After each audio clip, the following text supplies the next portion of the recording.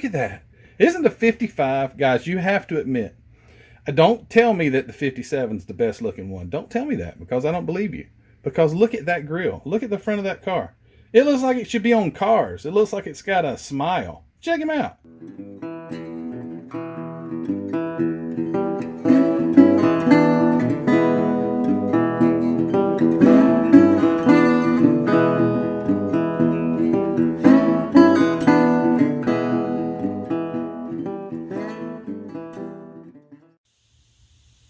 Hey everybody, welcome back. Part 2 of the 1955 Chevy Convertible build. Haven't done a lot. Done a few things, but not a lot since the ending of video number 1. I did get the engine in, mounted in, and got the exhaust and all run. So this is pretty well done, except for the radiator, which is right over here, to be mounted, and the radiator hoses, and that can really go on up in there. But with the body, I've got some things I've got to do. Number 1, I've got to do bare metal foil right here on this chrome area right here. I have to put bare metal foil there. The Bel Air lettering here needs to be picked out with some chrome type of paint. The interior tub needs to be completed along with the dashboard. But anyway, I'm going to get to work on this. Don't know what I'm going to start on. Anyway, I'm going to get something done, and I'll check back with you in just 1 second. Stand by. All right, well, this is turning out just better and better. Every little thing that I do. I was able to get the bare metal foil on the front sections for the chrome. I got the chrome attached to the back. I was able to detail and pick out the Bel Air emblem that had to be painted. I also took my panel line accent color here and used it for exactly what it's made for, the panel lines. So the door, you see the doors here, I darkened up the door cracks, so to speak, the trunk, so it doesn't have, you know, your trunk and things like that are in a real car, it's going to be dark within that crack because it's an opening. And with a model car, when we paint them, it just tends to be the same color. So to pick that out, I also got the vents up on the air intake are black washed. Did a little black washing on the chrome, and a few little places that I was able to pick out the chrome color. So I bought let me show you real quick. This helped me. I bought these. These are nail tees. I got these off of Amazon. I needed them. I had some of the pointy. I got these from the dollar store. They're too soft on the end, so when you try to use it for your bare metal foil, they just bend up. These were a bit more firm. And one other thing that I used them for that I want to show you. I'm not going to do it, but I'll show you.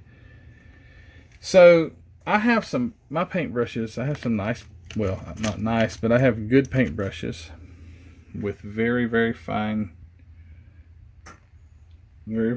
tips that I can use for very, very small letters and things. But what happens usually with me personally is when let me find my paint. Where's my paint at? I use that. I'm probably looking right at it. Where did it go? I used the Model Masters. I don't know what I did with it. Model Masters silver, which they've quit making, but it's just a fine, very fine paint. I don't see it anywhere. I needed to show it to you. Oh well. It wicks. Let me get to the point. It wicks. So it wicks up into my paintbrush. And then when you go to apply it to that little Bel Air right there, it just runs out. You know, so it here it is. Here's my paint. So it's the Model Master. It's the chrome. This stuff is awesome. And you know, Hobby Lobby was getting rid of all theirs. I think I got 3 or 4 bottles of that stuff for, what, 99 cents a bottle. Anyway, what I did is I was able to use, these have a super fine point on them. And I touched that down into the, I just used the lid. Once I shake it, I just touched that down to the lid. And then it was so much easier, it seemed like, with this, because it didn't flow. Okay, so it wicks into the brush, but then it flows out of the brush when you touch something. But with this Q-tip, it wicked into the Q-tip, but it didn't flow out. So I was able to really aim it and put it where I wanted to without it getting out of control. Because when you use those metal type paints, it seems like they flow out really, really good, almost wick out, or a lot like your panel line accent. And I didn't want that. So that worked really good. So just a semi-pro tip. These worked really, really good for touch-up paint, or for those really fine details. All right. Also, I got the dash. It's just looking so good. This is just a cool kit. Got the dash installed. Got the interior. Together. I'm going to catch flack from somebody. I know I am, but oh well. I'm just going to catch flack, and I'll show you why. The dash, well, it's not going to fit up in there exactly right, but anyway, so the dash is the car color, but if you'll notice right here, this area probably should have been body color, and it is for the back, but not for the front. It probably should have been red. I'm not going to paint it red. I'm going to put it together just like it is. Doesn't that look good? I love my brown seats. But anyway, yeah, it's looking just awesome. It's gonna look good when that 265 is under the hood, and this baby's got wheels on it. And one other thing, okay, one disappointment with this kit, and you're gonna say, well, that's not something to be disappointed. I don't like Continental kits. I despise them. I think they're ugly, and I guess you would call this a Continental kit. See how the spare tire, that almost looks like a Metropolitan when you first look at it because of the fender skirts. But you see the spare tire in the back? Well, I wasn't going to do that because most kits send you the option of a regular back bumper. Well, I got to looking and there's no regular back bumper, so I've got to go back and paint this darn spare body color. And oh well, it is what it is, because the back bumper is this ginormous, got it cut out for the spare, which I really think is going to ruin the look of the car, because a 55 is sharp as can be, but when you put that big honking bumper on the back with a spare tire, it's just ugly. I don't think I've got a 55 up here anywhere. I don't think I do, that I could rob the bumper off of, but anyway, it is what it is. But guys, this is looking so great. Real quick commercial. If you haven't already gone and subscribed to my channel, I would greatly appreciate if you did so. It would help me out tremendously if you'd like this video. Comment, let me know what you think about it. Let me know what you did different if you built this kit. Let me know if you don't like it. I'll probably delete that comment, but I'm joking. I do delete some comments, but those are the ones who are like, your fingernails are gross. People like that, I delete your comment. So you can comment. I'm just going to delete it. But this car is looking sharp. So proud of it. So next step is to get that spare tire painted, get some other chrome pieces mounted onto it, mate the body with the chassis, and yeah, it's coming right along. So I'm going to do a few more things, and I'll get back with you in just a second. Stand by. All right, so I'm getting really close to getting this thing wrapped up. Got the interior now mounted into the body. Got the tires and the wheels on the chassis, looking good. Gonna have to mount this window You can see the dash actually sticks up a little higher. I suppose that's the way it's supposed to go. And then the windshield chrome fits up. It's hard to do this while looking through this camera. It fits on there like so, and then the window, yeah, obviously will go in there first, but that's my next thing. I got to get the window glued into the frame. I don't know if I'm going to use Mod Podge or if I'm going to use my Tamiya Clear Parts cement. It will be one of the two, either Mod Podge over there hiding in the corner, or that. As far as that goes, I've got my boot here. I guess I call it a boot. I don't know if I should have gone black or not. I'm going to do some detailing on it, to pick out the rivets or the buttons. I don't know if I should have done black or not. Now that I'm looking at it, maybe it should have been white. I could always change the color. So I don't know, because the roof is actually, let me grab it here. The roof is it's just white. It's not been painted, but the roof is white. Sorry, I'm shaking this thing around so much. I'm trying to make a decision here on the fly. So the white, does that look better, or would black look better? Actually, I kind of don't like the white, to be honest with you. I don't know if I'm even going to use that roof here.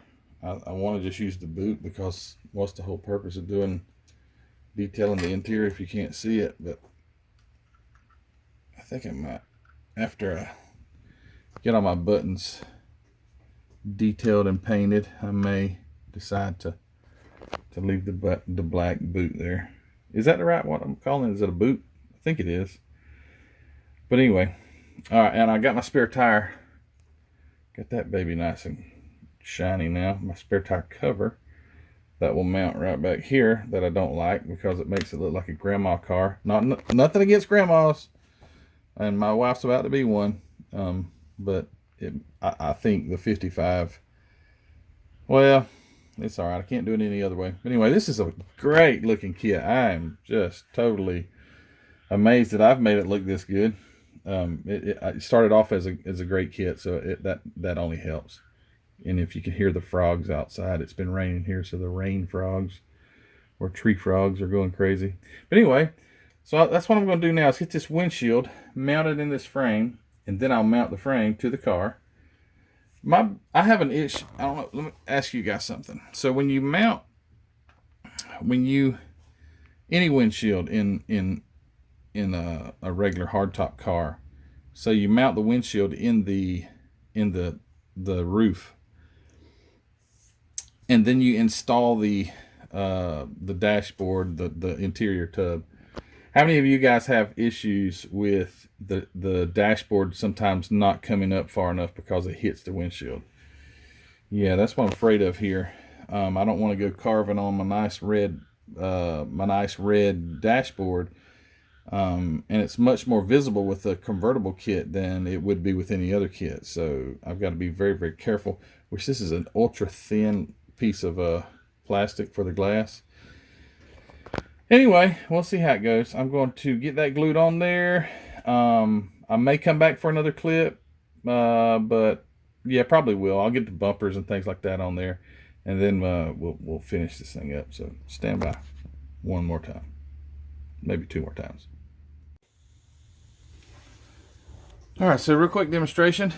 Not that you don't already know this, because most of you guys do this already, but I'm going to use my Mod Podge now for my headlights and these little red blinkers. And the reason the Mod Podge works really good, it's sticky. It's like glue. Basically, it's like Elmer's glue in a you can turn it upside down. Nothing, it's like a blizzard. You turn it upside down. So I just take a toothpick. Oh, one thing first, always pre-fit your headlights before you try to install them, because you don't want to put glue on something and then you try to put the headlight in and it doesn't fit. You have to take it out. You got glue all over the place. So just don't do that. So get a little Mod Podge on your toothpick, and this is for these little blinkers. I'm just going to smear a teeny little bit on each one of them here.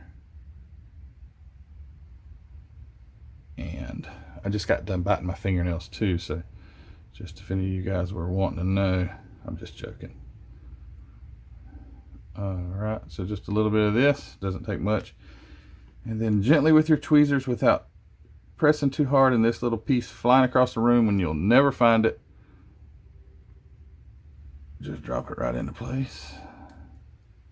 And get the other one, and you can move it around. It's not super glue, obviously. It dries nice and slow, but it's sticky. So the reason I say I like it, because of that, I can go ahead and move on to the headlights now. I'm going to press these in place, get them, make sure they're not moving around. That stuff dries completely crystal clear, so if you see any of it bulging out, it'll be just fine. There we go, tail lights. And now for the headlights. Take it a little and just go around the inside of the headlight bezel. Again, it's crystal clear when it dries, so no worries if you get a little in a place you don't think you need it. You won't ever see it really.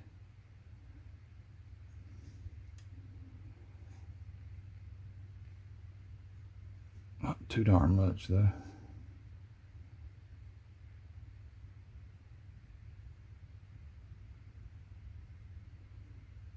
Just get it in there nice. And remember, your headlights have little lines on them, so we always want to get those. We always want those straight, and you can straighten these up once you get them in there. You can I take the end of my X-Acto knife, and I can turn it around. Oops, dang, these things will shoot across the room. You'll never ever find it again until you're completely done and you don't need it, and you've already tried to substitute it with something else. Okay, so this one, you can't see it, but I can. It's a little crooked. I'm just going to take my X-Acto knife and just tweak it. Just a little. Press them in, make sure they're nice and seated. And if you can notice, you can see it right now. It looks terrible, but whenever it dries, you will not see it. So there's your tail lights, there's your headlights, there's your interior. It's looking great. Gotta let the windshield dry so I can install it. Got a few other things, a spare tire. Got to get it mated up to the chassis. Got to get the boot. I decided I'm gonna do a little dry brushing on the boot, the convertible boot, to make it look a little bit like material. And yeah, it's looking good. See you in a bit. All right, everybody, got her attached to the chassis. Looking so good. So thrilled about this one. Real quick, about to get this thing buttoned up. It's not going to be much longer. Got the rest of my little chrome pieces I've got to get attached. I got my windshield all glued into place with my clear plastics glue, and that's kind of what I wanted to talk about just for a second. Let me get that clipped on here and see what this looks like. Oh well, can't do it one-handed.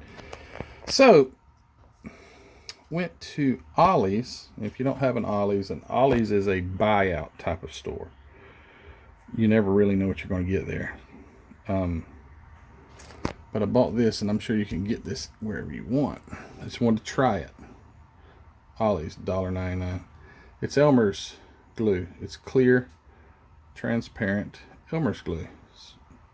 As you can see, it's not super thick, clear. I said, you know what? Let me give that stuff a try. So I bought that today. And this isn't a great representation, but I did these at the exact same time. One has Mod Podge on the left, and the one on the right. Oh, by the way, these are the little windows that go right here. Your little vent windows. So these are the back sides of them where you glue the glass onto it. And I did them at the exact same time. And Mod Podge will take a little longer to dry, I suppose, but I wanted you to see the one on the right is this Elmer's glue, and it has dried completely crystal clear except for the wet places. But I intentionally smeared it on the chrome a pretty good bit. The Mod Podge is still a little cloudy. Maybe it clears up all the way. But I just want to say, guys, if you haven't already, you might want to get you some of this. That's a whole bunch. I mean, for real. Think about it. Look at this. This little bitty thing right here, which it lasts forever. I'm not even halfway done. I've done I don't know how many kits. But I got this big old thing of it for like $1.99 at Ollie's, $3.99 full regular price. So just was something I wanted to throw out there. Might want to try it. I'm gonna use it again on my next build and use it with the entire build, see how it works with the windshield and things like that. But anyway, this thing is coming together so wonderfully nice, beautiful. I have to install the radiator, hoses, and the hoses. Complete the windshield. Get the little quarter windows on the front and rear bumper, which I have. Now I have the spare tire painted.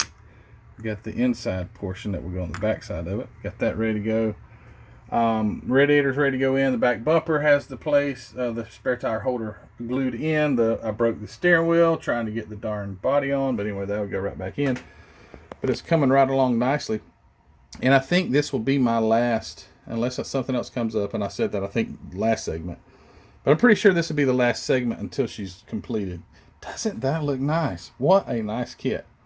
Anyway, give me a second, and I'm pretty sure when I come back, we're going to have a completed kit, and we're going to talk about it, and then have a slideshow and all the good stuff to go along with that. So stand by. Well, here it is, all finished up, and wow, this is amazing. I can say that because this one just turned out to be the best looking kit I think I've ever built. I don't think I've ever built a nicer kit. Not in both ways. In how it built and the result. I just can't believe that I built this. I'm shocked. Wow. Anyway, yeah. So thanks for everyone that recommended that I build this after I showed the unboxing video of thinking that it was probably destroyed because it had been run over, looks like, by a truck. But oh my goodness, this is the best looking model kit I've ever built. I can't say that enough. I'm not patting myself on the back. I'm just saying this just turned out so nice. Whew. So anyway, I was so excited to get this done to finish the video. I don't have a lot of time to work on these things, so when I do get time, I try to make it worth my while, and I just finally finished it. Wow. So anyway, 1955 Chevrolet Convertible by Monogram. It was a 1995 release. The box had, oh, here it is. That was the box, so you guys will remember which one it was. I decided to go opposite. So I had a commenter say, and that's fine. Constructive criticism is fine. But the commenter said that the lighter color should be on the front, the darker color should be on the back. And that's why they have it here. They have the dark in the back and the light in the front. That's fine, but I think this turned out just so stinking awesome. With the red up front and then the cream color that I just mixed a little, let's see, I took a Tester's white and I mixed, I think, just a drop or two of brown in it just to give it a cream color. The interior is also the same color, the the cream is the same color, but it's flat coated, so it will be more of a material. The boot is just sitting there, it comes off. I'm not going to put the I've got the top laying there. I'm not even going to use that, but I like it with the top off. Wow, that thing looks nice. But the top, I took a little,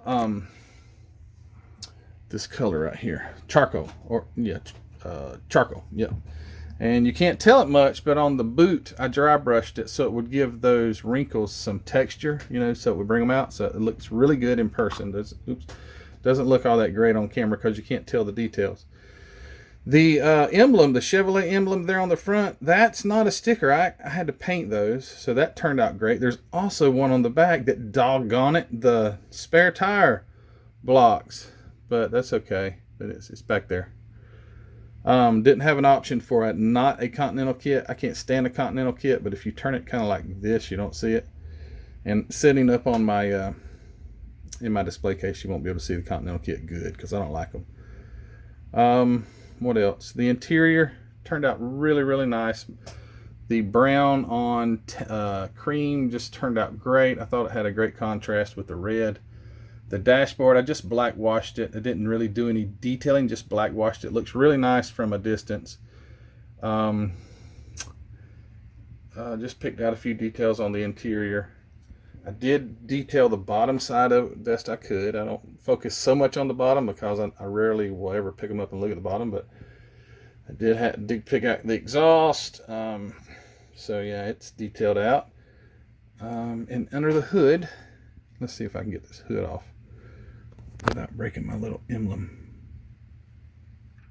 I didn't put the hinges. I can't stand hinges because you can't really get a good look at the engine. So there's the 265. Oops. The 265. It's black washed to give it some shadowing. Yeah, guys, this thing just turned out great. Yes, you 1955 Chevy enthusiasts, I know the firewall's probably supposed to be red, but paint yours red. Mine's black.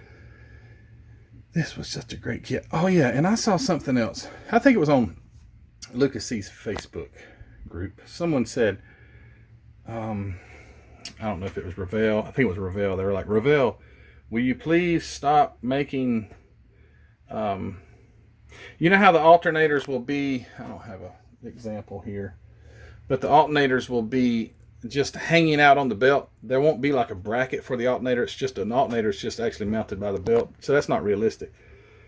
And I saw someone on Lucas C's Facebook post, I believe. They said, would you please stop doing that? Make a bracket. How hard would it be to make a bracket?